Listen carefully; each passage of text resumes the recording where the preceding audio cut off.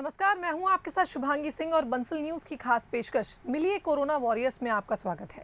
दोस्तों, कोरोना काल में फ्रंटलाइन वॉरियर्स हर दिन अपनी जान हथेली पर रखकर इस वायरस से लड़ रहे हैं।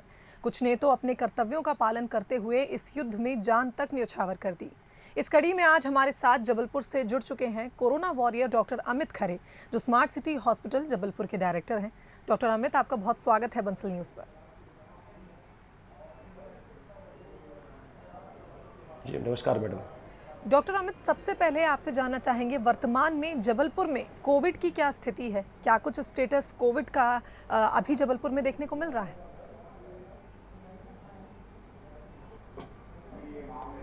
मैडम, जबलपुर की स्थिति बहुत भयावह की स्थिति है। अभी जबलपुर में लोग डरे हुए हैं, बहुत फैनिक है लोग। और जबलपुर में टोटल लॉकडाउन अभी जारी है हमारे यहाँ।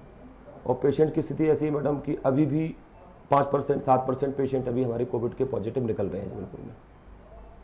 जी डॉक्टर अमित, अगर बात की जाए कोरोना संक्रमण की, तो संक्रमण की रफ्तार लगातार बढ़ती ही जा रही थी, अब नियंत्रण में आना शुरू हुई है। पॉजिटिविटी रेट की बात की जाए तो पॉजिटिविटी रेट के आधार पर ही अब अनलॉक की प्रक्रिया भी शुरू होने जा रही है। तो जबलपुर में क्या स्थिति है अनलॉक को लेकर? क्या लोग अब भी लापरवाही बरत रहे हैं या फिर स्थिति में कुछ सुधार है?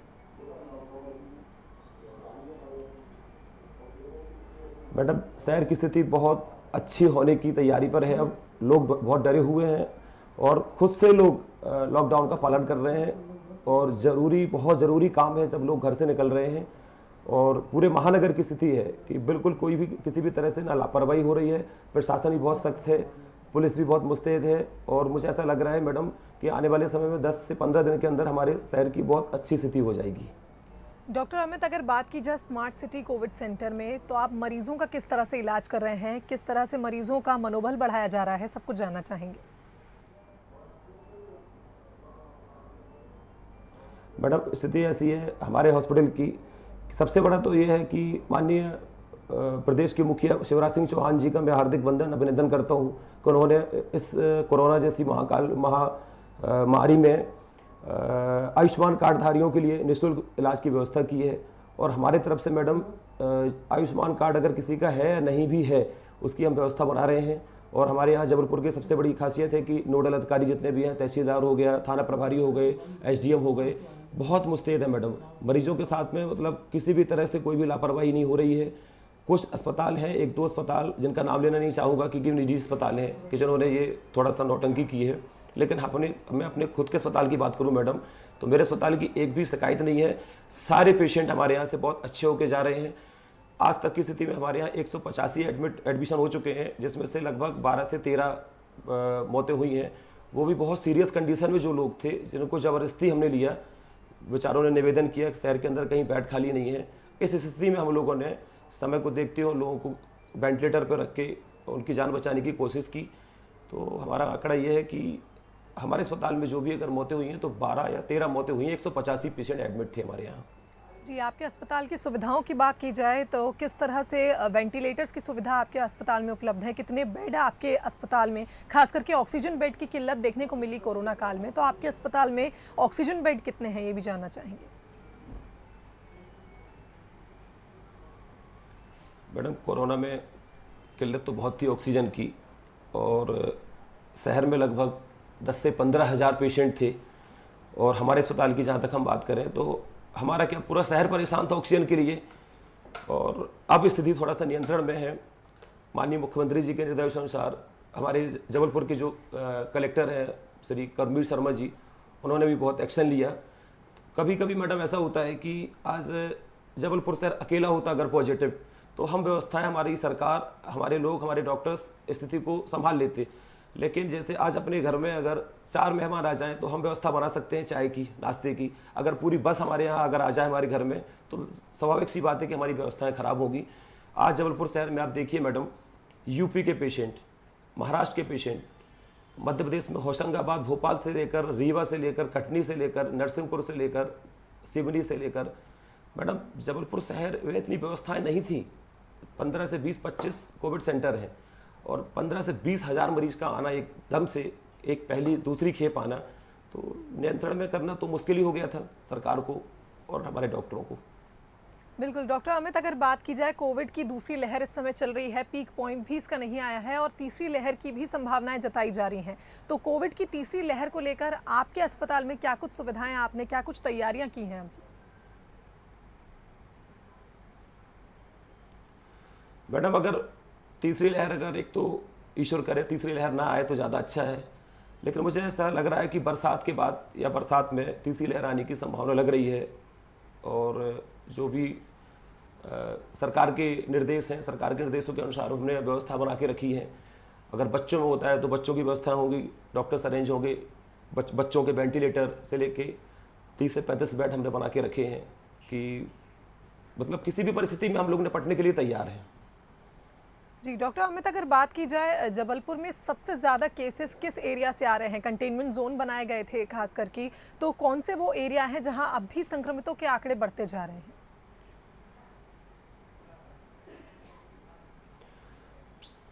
जबलपुर महानगर में जो भी पेशेंट मैडम आए हुए हैं, मुझे लगता है रीवा, सतना और ये नरसिंहपुर का जो बेल्ट है मैडम, होशंगाबाद, नरसिंहपुर, शिवनी का बेल्ट है, यहाँ पर ज़्यादा केसेस, पॉजिटिव केसेस देखने को मिले हैं मैडम। और के देखा जाए तो ऐसा नहीं है, गवर्नमेंट अपने अपने ज़िलों में भी व्यवस्थाएं कोविड सेंटर बना के रखी हुई है, लेकिन मैडम स्थिति बहुत ज़्यादा, सेकेंड खेप की स्थिति बहुत ज़्यादा खराब होने की वजह से ये व्यवस्थाएं अव्यवस्थित हुई हैं। नहीं तो सारी चीज़ें संभल जाती और सारे शहर सक्षम में, कटनी हो गया, नरसिंहपुर हो गया, सिवनी हो गया, सारे शहर में ऑक्सीजन प्लांट थे, ऑक्सीजन की व्यवस्था थी, वेंटिलेटर था, स्टाफ था, हमारे डॉक्टर्स मजबूत थे, सारी व्यवस्थाएं अवेलेबल थी। लेकिन एकदम से व्यवस्था, एकदम से पेशेंट बहुत ज़्यादा, हज़ारों की तादाद पर कोविड पॉजिटिव हो गए, इससे व्यवस्थाएं बिगड़ी हैं। और जहाँ तक पेशेंट ज़्यादा शहर अगर देखा जाए तो नरसिंहपुर एरिया हमारे लिए, हमारे अस्पताल की, अपनी व्यक्तिगत अस्पताल की बात करें तो नरसिंहपुर के ज़्यादा केसेस, मतलब 185 पेशेंट में हमारे पास में 100 से ज़्यादा पेशेंट हमें नरसिंहपुर जिले के पॉजिटिव पेशेंट पाए गए हमारे पास। जी और डॉक्टर जिसमें अमित, अगर एक और हम मैडम बात करना चाहते हैं आपसे कि नरसिंहपुर जिले में, जी डॉक्टर अमित, एक और बात यहाँ पर जानना चाहूँगी। जिस तरह से आपने कहा कि जबलपुर में इन्फेक्टेड मरीजों की संख्या, एक तरह से कहा जाए कि कोरोना वायरस के जो मरीज थे, कोरोना वायरस से ग्रसित, इनकी अचानक से ही एकदम से जब तादाद बढ़ी उसके बाद सुविधाएं कम पड़ गई, तो ऐसा क्यों हुआ? क्या टेस्टिंग और ट्रेसिंग पर ध्यान नहीं दिया गया?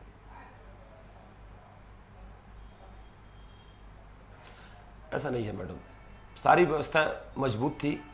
और एक चीज़ देखी जाए कि जो भी हम सरकार के ऊपर अगर क्वेश्चन करें या अपने डॉक्टर्स या हॉस्पिटल सेक्टर पे क्वेश्चन करें तो ऐसा नहीं है, सारी व्यवस्थाएं थी और वैक्सीन भी हो रही। हाँ, थोड़ा सा था, या 18 से जो ऊपर की एज के वैक्सीन थे, ये भी अगर टाइम से, अगर समय के पहले अगर ये वैक्सीन अगर अवेलेबल हो जाते तो ये, मैंने एक आंकड़ा देखा मैंने खुद का कि जितनी भी मौतें मैडम हो रही हैं वो 18 से 45 के बीच की मौतें ज़्यादा हो रही हैं। सीनियर सिटीजन के जो भी 65-70 एज ओल्ड के जो भी पेशेंट हैं, वो तो मैं देख रहा हूँ कि वो तो ठीक होके जा रहे हैं।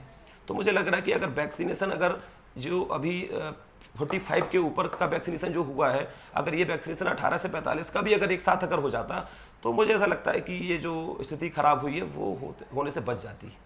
जी डॉक्टर अमित, बात बिल्कुल सही कही है आपने कि अगर 18 साल से 44 साल की उम्र के जो भी वर्ग में लोग आते हैं उनका भी वैक्सीनेशन हो जाता तो स्थिति नहीं बिगड़ती। लेकिन वैक्सीनेशन की आपूर्ति को लेकर भी तो चिंता थी, क्योंकि जिस तरह से पूरा देश ही कोरोना से जूझ रहा है, एक मध्य प्रदेश ही नहीं है, तो वैक्सीनेशन की कमी भी देखने को मिली।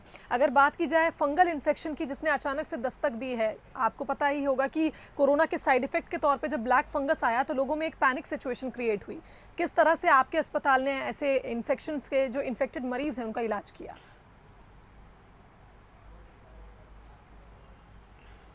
हमारे यहाँ तो 0% है, एक भी पेशेंट हमारे हॉस्पिटल में तो नहीं है, लेकिन सरकार ने इसकी व्यवस्था मेडिकल कॉलेज में करी हुई है।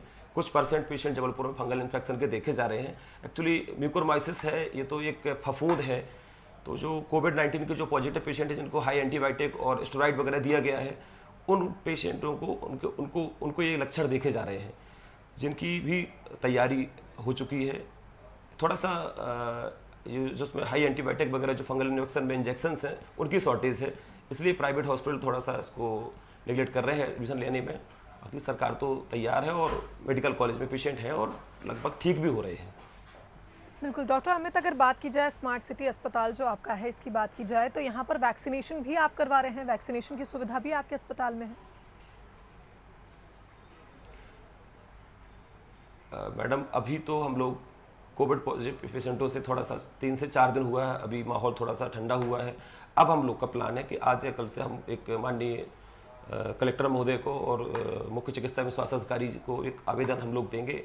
अगर हमें वैक्सीन की व्यवस्था होती है हमारे अस्पताल में तो बिल्कुल हमारा स्टाफ तैयार है वैक्सीन के लिए। जी डॉक्टर अमित, अगर बात की जाए फंगल इन्फेक्शन की तो इसका रिस्क फैक्टर किन लोगों में ज़्यादा देखने को मिल रहा है और किन लोगों को सतर्क रहना चाहिए कि उनको फंगल इन्फेक्शन जल्दी पकड़ सकता है?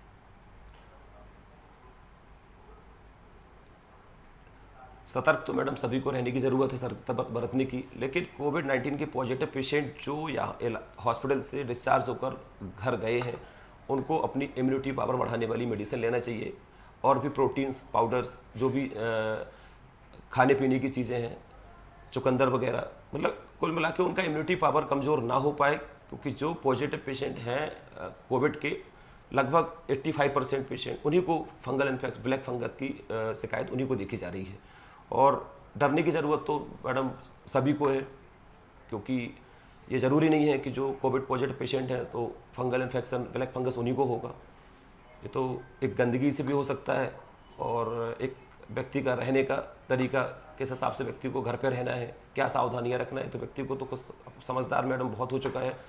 सरकार ने इतना प्रचार प्रसार किया हुआ है और प्रचार प्रसार तो ठीक है, अब जो कोविड में जो स्थिति भयावह हो चुकी है, जो लोग डर चुके हैं, तो मुझे ही लगता कि अब ये कोविड तीसरी लहर आ पाएगी और पेशेंट पॉजिटिव हो पाएंगे, क्योंकि इतना डर भर गया है लोगों में। अब पिछले साल से मैं देख रहा हूँ, मैं तो लगातार मानव सेवा करता आ रहा हूँ। मैंने पिछले साल से भी कोविड-19 की मैंने सेवा की है। जब लोग घर से निकलने में डरते थे तब मैंने 4 से 5, 7 जिलों में मैंने सोशल वर्किंग का काम किया है। मैंने बहुत तेज़ काम किया, मेरी पूरी टीम ने काम किया। हम तो पहले भी नहीं डरे मैडम, ये कोविड वैक्सीन तो अभी आई, अभी हमें लगी है। हम तो 1 साल से देख रहे हैं कि अपने पूरे देश में और प्रदेश में और मेरे शहर में इतना डर हो गया है कि अब मुझे नहीं लगता कि अब हमारे यहाँ ये बीमारी दस्तक दोबारा देगी। जी डॉक्टर अमित, अगर बात की जाए कोविड में कई ऐसी राजनीतिक या समाज सेवी संस्थाएं थी जो सामने आई, ऐसे में आपकी सामाजिक संस्था, आप भी सोशल वर्क करते हैं, क्या योगदान दिया आपकी सामाजिक संस्था ने, जानना चाहेंगे? मैडम हमारी सामाजिक संस्था तो हमने अपने बेटे के नाम से दक्ष मानव सेवा संस्था अभी चालू की हुई है। उसको तो लगभग 15 से 20 दिन हुए हैं और उसको बहुत ज़्यादा भी हम रन नहीं कर पाए कि ट्रांसपोर्टिंग की थोड़ा दिक्कत हमें हो रही है और हमें वॉलंटियर अवेलेबल नहीं हो पा रहे। स्टाफ है जो हमारा वो हॉस्पिटल से फ्री नहीं हो पा रहा, तो हम तो थोड़ा थोड़ा व्यवस्था में लगे हैं। लेकिन सामाजिक सेवा संस्थाओं की बात करें मैडम तो नरसिंहपुर जिले के माननीय विधायक जालम सिंह जी हैं, उन्होंने अपने ज़िले के लिए, मैं तो ऐसे विधायक को धन्यवाद देना चाहता हूँ, उन्होंने पूरे ज़िले का ध्यान रखा। विधायक तो सिर्फ वो नरसिंहपुर के हैं, पूरी विधानसभा को उन्होंने ख्याल रखा। सारे प्राइवेट अस्पतालों में उन्होंने बेड दिलाए। उनके बेटे मोनू पटेल ने भी बहुत मेहनत की है कोटेगांव क्षेत्र में, बेड की व्यवस्था से लेकर ऑक्सीजन सिलेंडर से लेकर कंसंट्रेटर से लेकर हमें तो उन्होंने एक खुद के पैसे से उन्होंने हमें 9 लाख रुपए का अस्पताल के लिए वेंटिलेटर दान किया हुआ है और आदेशित भी किया हुआ है कि नरसिंहपुर जिले का कोई भी मरीज हो, किसी के पास में आयुष्मान का कार्ड है या नहीं है, आपको फ्री इलाज करना है उसका। और कटनी में देखा जाए तो कटनी बिजरावगढ़ विधायक माननीय संजय पाठक जी हैं, उन्होंने भी सेवा में तत्पर है। उन्होंने तो हमारे अस्पताल का 7 से 8 लाख रुपए बिलिंग तक अपने पर्सनल जेब से उन्हें, संजय पाठक जी ने बिलिंग की है। कटनी जिले के मरीजों का पैसा तक उन्हें अपनी जेब से चुकाया है। तो सामाजिक सेवा संस्थाएं मैडम बहुत सारी हैं, जबलपुर शहर में भी बहुत हैं।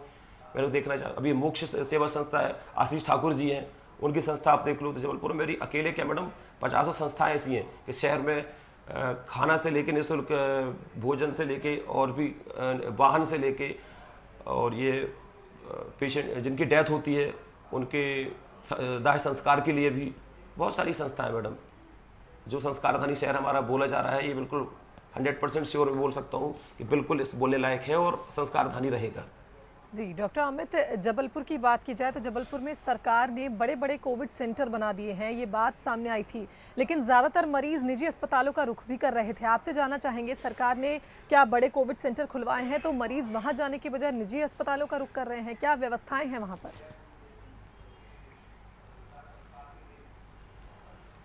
मतलब सरकारी संस्थाओं सरकारी कोविड सेंटर की व्यवस्था अपन देखें तो क्या है, प्राइवेट जो हॉस्पिटल के डॉक्टर हैं एक्चुअली पहले से वो कहीं पर फिक्स थे हॉस्पिटल में, और उनकी सैलरी पैकेज भी बहुत ज़्यादा उनका था, और कहीं पर उनका एग्रीमेंट एक्चुअली हो चुका था, और सरकार थोड़ा सा लेट हो गई प्राइवेट कोविड सेंटर बनाने में, तो स्टाफ का अरेंजमेंट करने में थोड़ा सा सरकार परेशान है। बाकी सरकार ने व्यवस्थाएं तो कटनी से लेकर नरसिंहपुर से लेकर हमारे जबलपुर शहर के अंदर 4-4, 5-5 कोविड सेंटर बनाए गए हैं, थोड़ा अपन लेट हो गए हैं। अगर यही अगर कोविड सेंटर अगर मार्च में फर्स्ट वीक में अगर ये सेंटर अगर आ गए होते तो स्थिति इतनी खराब ना हो पाती।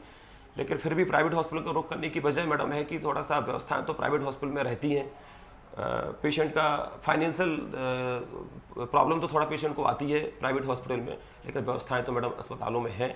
अब बहुत सारी शहर में तो कई प्रकार की बातें चल रही हैं कि किसी का 8 लाख का बिल है, किसी का 7 लाख का बिल, किसी का 6 लाख का बिल है, तो ऐसा नहीं है।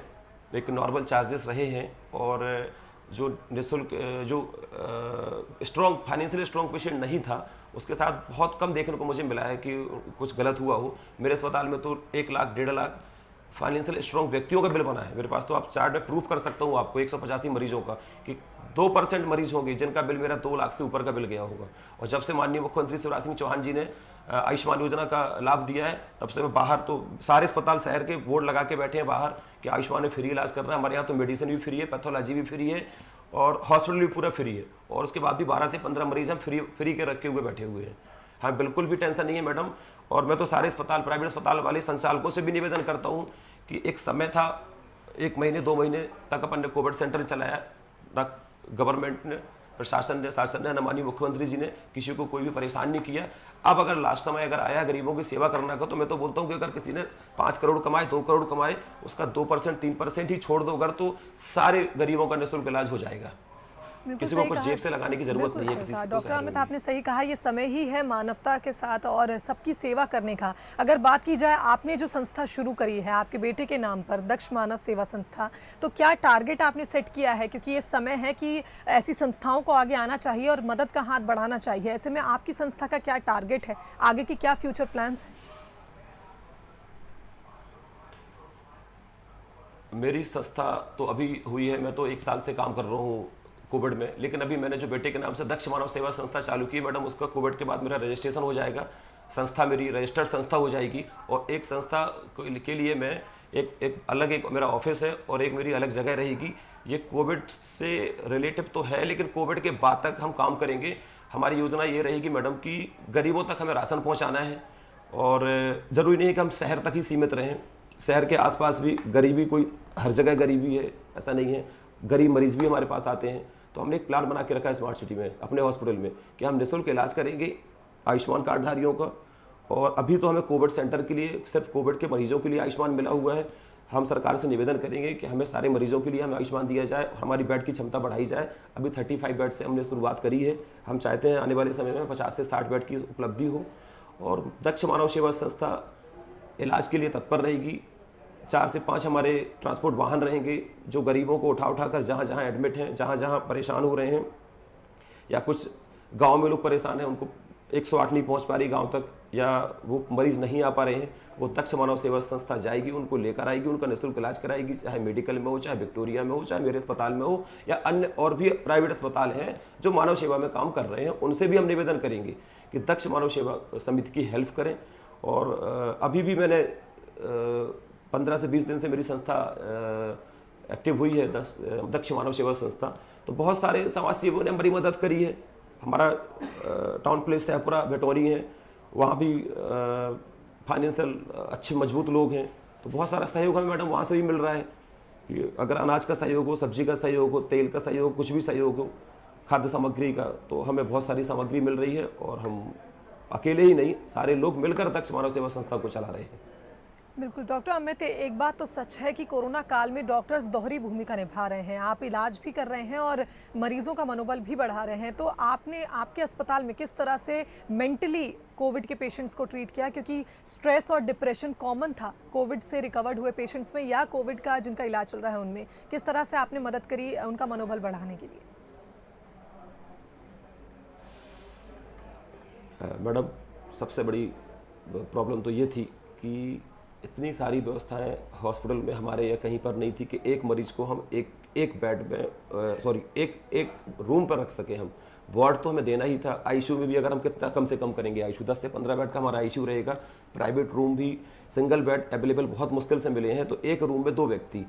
तो लोगों को इतना बहुत डर था कि लोग ठीक है पेशेंट, और बगल वाले पेशेंट की देख रहे हैं कि सडनली रात में डेथ हो गई पेशेंट की, तो पेशेंट बड़ा फैनिक हो गया, सुबह से बड़ा घबरा गया पेशेंट। रात में हमने देखा उसका सैचुरेशन, उसका SpO2 उसका 95 96 है और बहुत बेहतरीन तरीके से एडमिट है।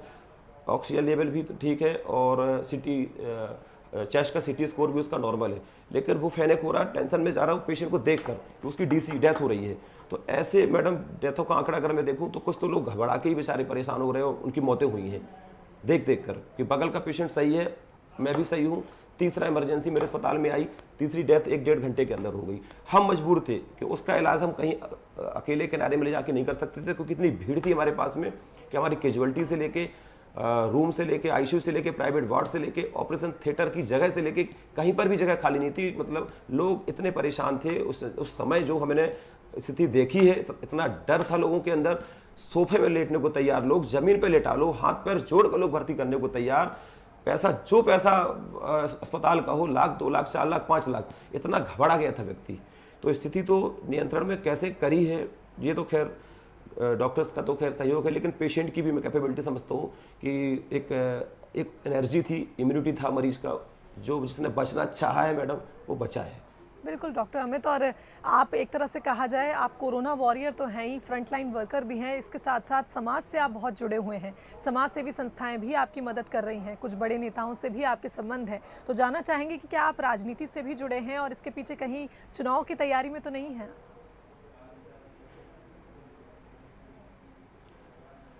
अभी तो मैडम ऐसा है कि एक राजनीति तो एक समाज की सीढ़ी है, और मैं तो चाहता हूँ, क्योंकि मेरा जो बिज़नेस है मेरे लिए तो यही बहुत बड़ी समाज सेवा है हॉस्पिटल, लेकिन मैं चाहता हूँ कि अगर कहीं मुझे सरकार अगर मौका देती है, और पिछले साल भी मैं तैयारी में था, और अगर मुझे कहीं से सहयोग मिलता है तो बिल्कुल तैयारी है मेरी, और तैयार रहूँगा मैं। और मुझे सहयोग भी है नेताओं का, लेकिन समाज सेवा के हिसाब से मैं आना चाहता हूँ।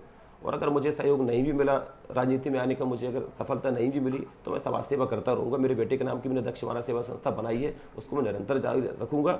और शहर क्या, मैं आधे प्रदेश में तैयारी कर रहा हूँ कि दक्ष मानव सेवा संस्था, और सहयोग लेकर करूँगा मैं। मेरी अकेले ताकत नहीं है, मैं इतना फाइनेंशियल स्ट्रॉन्ग, इतना बड़ा आदमी नहीं हूँ कि मैं अकेले संस्था को रन कर सकूँ। मेरे दोस्त, मेरे मित्र, मेरा परिवार, मेरे लोग, मेरे राजनेता, इनका मेरे पास सहयोग रहेगा, जो मुझे फाइनेंशियल सपोर्ट मेरा करेंगे, और इसके तहत मैं आगे बढ़ूंगा।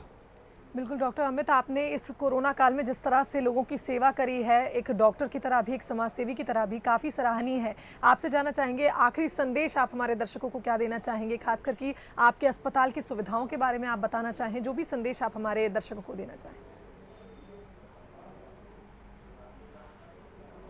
मैं जो कोविड पेशेंट जो ठीक होकर घर गए हैं, उनसे मैं निवेदन करना चाहूँगा कि घर पर रहें, मास्क लगा कर रखें, सैनिटाइज करते रहें, भीड़ भाड़ वाले इलाके में न जाएं, और अपने आप को ये न समझें कि हम बहुत बड़ी जंग जीत कर आ गए हैं तो हम समाज में, क्योंकि हमें ऐसा लग रहा है कि ठीक मानते हैं कि मरीज को बड़ी खुशी होती है, मरीज जब कोविड जैसी महामारी से ठीक होकर घर जाता है, लेकिन बहुत सावधानी रहने से ज़रूरत है। घर में माँ बेटे, परिवार, बच्चा, बहुत कुछ है। मैं तो बोल रहा हूँ अभी भी क्वारंटाइन होकर रूम पर रहें, और समय को देखें कि धीरे धीरे रफ्तार हमारी कोविड की कम हो रही है, धीरे धीरे बहुत सब कुछ अच्छा होगा। और समाज में वैसे यही संदेश है मेरा कि लोग परेशान हैं, अर्थव्यवस्था थोड़ा गड़बड़ा रही है, लोगों को डर है, क्योंकि फाइनेंशियल व्यक्ति परेशान है, गरीब मजदूर परेशान है, और किराना का व्यापारी परेशान है, सब्जी वाला परेशान है, और भी बहुत सारे उद्योग हैं, हर तरफ से परेशानी है, लोग परेशान हो रहे हैं।